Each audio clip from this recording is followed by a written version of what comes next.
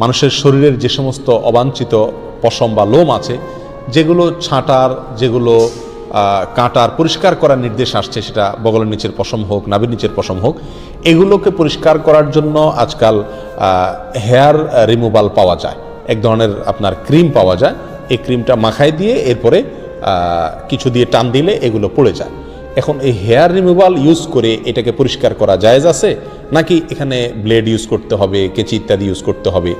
উত্তর হলো hair removal use করা যাবে, কোনো অসুবিধা নাই। আমাকে এই পশমগুলো পরিষ্কার করতে হবে, কিভাবে করব সেটা আমার ব্যাপার।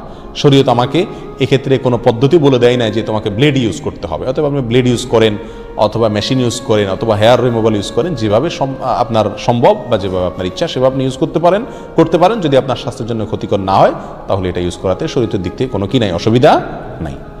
40 দিনের বেশি যদি কেউ নাভির নিচের লোম পরিষ্কার না করেন তাহলে সেক্ষেত্রে তার সালাত কবুল হবে না, তার নামাজ হবে না। এরকম একটি মাসআলা আমাদের সমাজে প্রচলিত আছে। কোরআন এবং হাদিসের আলোকে এটি কতটা সঠিক আমরা সে বিষয়ে জানার চেষ্টা করব। প্রথম কথা হলো, হাত পায়ের নখ ছোট করা, গোপ ছাঁটা ছোট করা, বগল এবং নাভির নিচের পশম পরিষ্কার করা, এটাকে চেঁচে ফেলা, এটি সকল নবী রাসূলগণের প্রতি আল্লাহ রাব্বুল আলামিনের পক্ষ থেকে আরোপিত কমন একটি বিধান ছিল। সকল নবী রাসূলগণের কমন একটি সুন্নাহ ছিল, যে সুন্নাহ সকল নবী রাসূলদের জন্য প্রযোজ্য ছিল। একজন ইমানদারের জন্য সেটি অবশ্যই অনেক বেশি গুরুত্বপূর্ণ। আনাস ইবনে মালিক রাদিয়াল্লাহু তাআলা আনহু একটি হাদিস বর্ণনা করেছেন, যেটি সহিহ মুসলিমে বর্ণিত হয়েছে, সুনান নাসাঈ এবং মুসনাদ আহমদ সহ বিভিন্ন হাদিস কিতাবে বর্ণিত হয়েছে।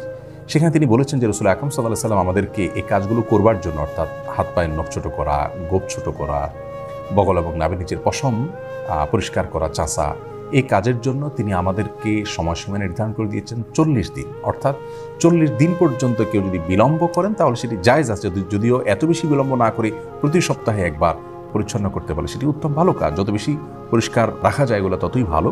কিন্তু যদি কেউ বিলম্ব করতে চান তাহলে সেক্ষেত্রে তিনি এগুলো না চেষে না কেটে সর্বোচ্চ 40 দিন পর্যন্ত থাকতে পারবেন। 40 দিনের পর যদি তিনি না কেটে থাকেন তাহলে সেটি তার জন্য গুনাহের কারণ হবে। সে কারণে তিনি আল্লাহর কাছে পাপী হিসাবে বিবেচিত হবেন। কিন্তু এর কারণে তার সালাত হবে না, তার নামাজ কবুল হবে না, এরকম কোনো কথা হাদিসের কোথাও বলা হয়নি। সালাত বা নামাজ বিশুদ্ধ হওয়ার সম্পর্ক হলো সালাতের যে শর্ত আছে সেই শর্তগুলো তিনি সঠিকভাবে আদায় করেছেন কিনা এর উপর নির্ভর করে।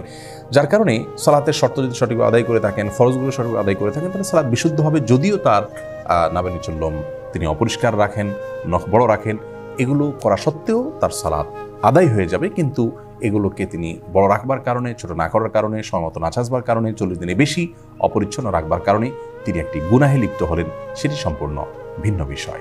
আল্লাহর বলে আমাদের সকলকে সব ক্ষেত্রে রাসূল আকরাম সাল্লাল্লাহু আলাইহি ওয়াসাল্লামের সমস্ত দিক নির্দেশনাগুলোকে মেনে চলার তৌফিক দান করুন। চুল ও নখ কাটার পর তা টয়লেটে ফেললে গুনাহ হবে কিনা?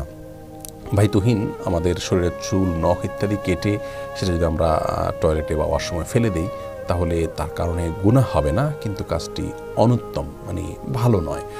একজন মুসলিম তার শরীরের কোনো অঙ্গ প্রত্যঙ্গ, চুল, নখ ইত্যাদি এগুলো যদি কাটার প্রয়োজন হয় কেটে তিনি সেটাকে যদি কোনো মাটি ইত্যাদির নিচে পুঁতে রাখতে পারেন সেটা ভালো, উত্তম। কারণ অনেক সাহাবী থেকে এই ধরনের আমলের কথা পাওয়া যায়।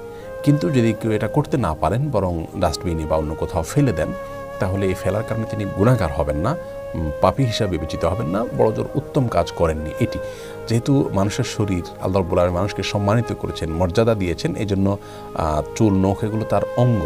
তো এই অঙ্গকে অসম্মানজনক জায়গায় না ফেলাটা উচিত, উত্তম। বাট যদি কেউ ফেলেন তাহলে বড় কোনো গুনাহগার হয়েছেন এমনটি বলার কোনো সুযোগ নেই।